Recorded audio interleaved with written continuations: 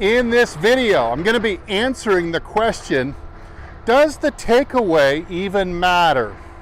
Also, we'll cover some of the do's and don'ts of making a good takeaway. So hopefully you'll be on your way to making an excellent full swing. Stay tuned.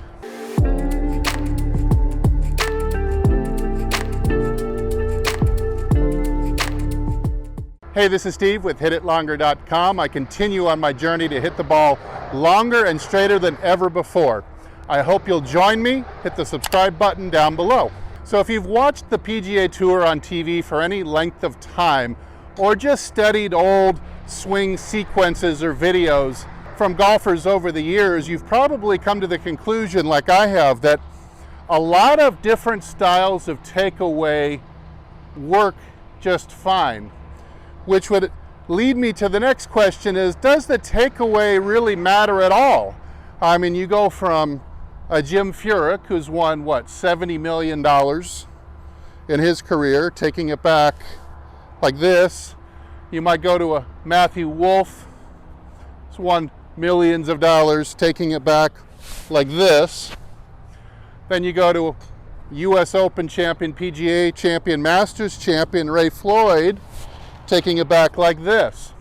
Nancy Lopez on the women's side, same thing, taking the club way on the inside, and yet they were all able to play major championship winning golf, winning millions and millions of dollars. And that's the question I always I answer when someone says, hey, is this good enough? I'll say, well, is someone winning $1 million in a year? Has someone won $1 million in a year doing it that way? And with the takeaway, the answer is usually, well, yes. So we can pretty safely conclude that having a perfect takeaway probably doesn't matter all that much, and you shouldn't obsess over it. But let's talk about some do's and don'ts of the takeaway so that you have a good idea where you probably should be. All right, so the first major point of this takeaway video is, don't obsess over having a perfect takeaway, but try to take it away in a reasonable range.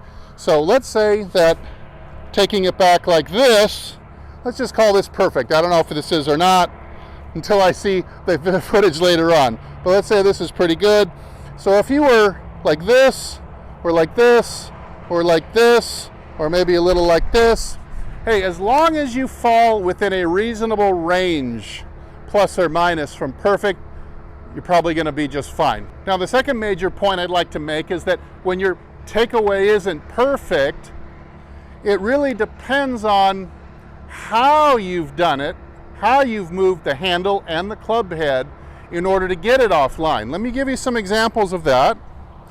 I see a lot of people taking it back like this. Now, is this bad? Hey, the club's on the inside. This is not where the top teachers want it. This is not where golfers on tour today tend to have it. This is not a bad thing to have the club head inside, as long as the hand path doesn't move to the inside. So you'll notice I've got a hand span here. I've got a hand span here. Now basically all I've done to get the club head too far to the inside is add a little bit of a early wrist set. So all I've done here is I've gone from a kind of a neutral right hand position at the wrist to an extension of the right wrist very, very early on. Now, John Daly used to kind of set the club like this going back, and that's why he looks like he's so on the inside. But if you check John Daly's hand path, he doesn't suck the hand path inside. That's different. So I say another variation, I could suck the hand path inside, but I could delay the cocking of the right wrist, and that would make it look kind of like this. And you think, well, I'm doing okay because the club head's not going inside. And another variation could be handle path outside, club inside. And I see this quite a bit. And again, to me, it's not that important what the club head does. All I'm doing to keep the club head here outside my hands is by delaying the extension of the right wrist, which I'm going to be doing at some point during the swing by the time I reach the top anyway. So what difference does it really make what order it goes in? That falls under the category of minutia. So I'm more concerned, do you have the handle path, the hand path, working back on a good arc that will facilitate the right downswing? So, sure, that's a good hand path. Why? Because I'm a spread hand from my thigh, and as I go back to here, I'm still a spread hand from my thigh.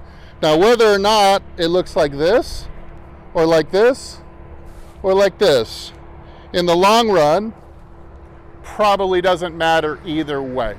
So rather than being overly concerned with whether that club head is inside or outside the hands, I'd be more concerned at what the hand path is doing, and avoid, stay within range, doesn't have to be perfect, but stay within range of a good arcing hand path. Avoid the overly sucking in hand path, which then usually comes with the over the top lift and loop.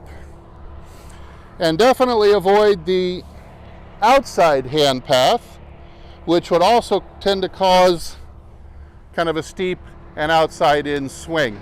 All right, let me hit one. We'll watch it in slow-mo, and let's see if I can just get my takeaway to fall in a reasonable range.